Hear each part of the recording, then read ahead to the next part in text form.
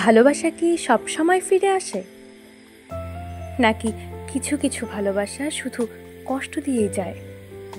আজকের গল্প এক তরুণী মেঘলার, যে নিজের জীবনের সবচেয়ে সুন্দর সময়টা দিয়েছিল ভালোবাসার একজন মানুষকে, আর পেয়েছিল শুধু শূন্যতা। আজ শুনুন এক নীরব কান্নার গল্প। মেঘলা তখন ক্লাস 10-এর ছাত্রী, ছোট শহরের এক সাধারণ স্কুলে পড়ে। তার বাবা একজন স্কুল শিক্ষক, মা গৃহিণী। মেঘলা খুব শান্ত মেয়ে, বই আর আকাশ দেখেই তার জীবন কেটে যেত। তার জীবনে হঠাৎ করেই আসে একজন, আর্য। আর্য ছিল শহরের এক নামকরা কলেজের ছাত্র, মেধাবী, স্মার্ট আর প্রাণবন্ত। মেঘলার দিদির বন্ধু।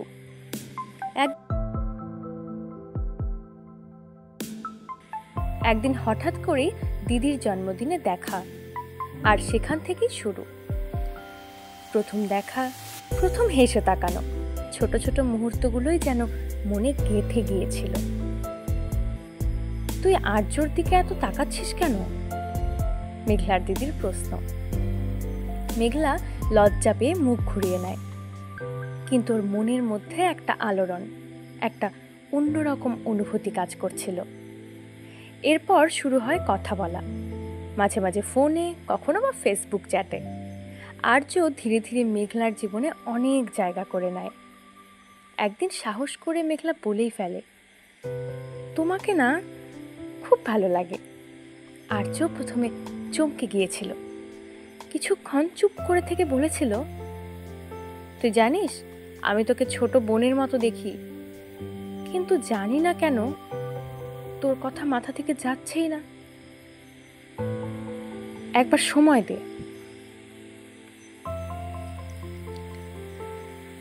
সময়ের সঙ্গে মেঘলা আর আর্যর সম্পর্ক গভীর হতে থাকে। মেঘলা প্রথম ভালোবাসা পেয়েছিল জীবনে। আর্য ছিল ওর আকাশ, ওর স্বপ্ন, ওর সমস্ত কিছু। তবে আস্তে আস্তে আর্যর মধ্যে একটা পরিবর্তন দেখা যায়। ফোনের রিপ্লাই দেরি করে আসে, মুড সুইং করে, কথায় কথায় রেগে যায়। মেঘলা বুঝতে পারছিল কিছু একটা হচ্ছে। একদিন হঠাৎ করে আর্য বলল, মেঘলা, আমি খুব প্রেসারে আছি, একটু দূরত্ব চাই, প্লিজ আমাকে সময় দে। মেঘলার সমস্ত পৃথিবী যেন থেমে গেল। কাঁদতে কাঁদতে বলছিল, তুমি কি কাউকে ভালোবেসে ফেলেছ? আর্য বলেছিল, না, কিন্তু জানি না, কিছু ঠিক মনে হচ্ছে না। তারপর থেকে দিনে দিনে সম্পর্ক ঠান্ডা হতে লাগলো। মেঘলা ফোন করত, রিপ্লাই পেত না, অপেক্ষা করত ঘন্টার পর ঘন্টা।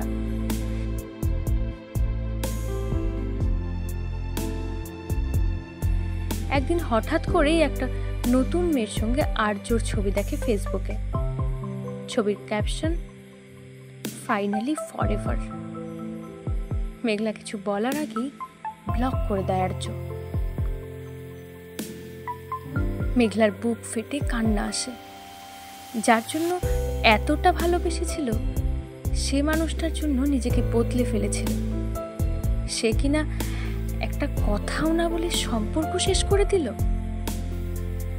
রাতের পর রাত ঘুমাতে পারত না মেঘলা। খাওয়া দাওয়া বন্ধ করে দিয়েছিল। মা বাবা কিছু বুঝতে পারছিল না, শুধু ভাবছিল, মেয়েটা এত চুপচাপ হয়ে গেল কেন? মেঘলা একটা দিনও ওকে ভুলতে পারেনি, কিন্তু আর ফিরে তাকায়নি, কারণ ও জানতো নিজের আত্মসম্মানই সবচেয়ে বড়। মেঘলা এখন কলেজের লেকচারার। ধীরে ধীরে নিজের কষ্টকে জয়ের পথ বেছে নিয়েছে সে।